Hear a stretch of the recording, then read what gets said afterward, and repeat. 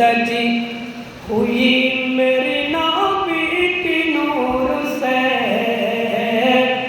नाबी की नूर से। जन्नत सजी हुई मेरी नाबी के नूर से, नाबी के नूर से। जन्नत रसूल पाकों की कदमों का दूल्हा है, जब दिल के आईने में मोहम्मद रसूल है। सल्लल्लाहु अलैकुम। এই মৃত্যু একদিন না একদিন আসবে। বাবার আগে ছেলে চলে যাবে, অথবা ছেলের আগে বাবা চলে যাবে। স্ত্রীর কাছ থেকে নিজের স্বামী চলে যাবে, অথবা স্বামীর আগে নিজের স্ত্রী দুনিয়া থেকে চলে যাবে।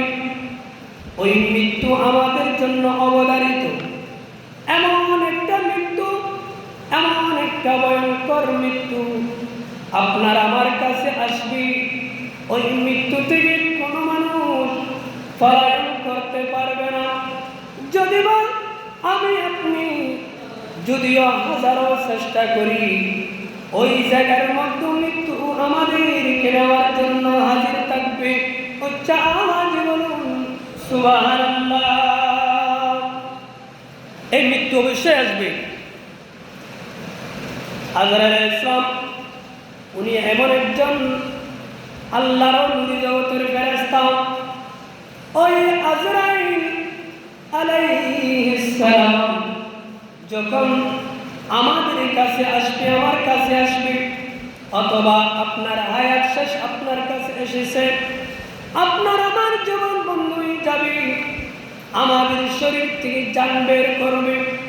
এমনভাবে পায়ের গোড়ালি থেকে এমনভাবে টিপি টিপি টিপি টিপি আপনার জানকে মাথা দিয়ে বের করে নিয়ে যাবেন। আপনি যদি আপনার প্রতিবেশী, আপনার সন্তান, আপনার স্ত্রীকে বলতে চান আমার কাছে আজরাইল এসেছে, এই মুহূর্তে আমি দুনিয়া থেকে চলে যাচ্ছি, এটা বলার জন্য সুযোগ হবে না। কারণ জবান বন্ধ হয়ে যাবে। মালাকুল মউতের চেহারা দেখার সাথে সাথে আপনার জবান বন্ধ হয়ে যাবে।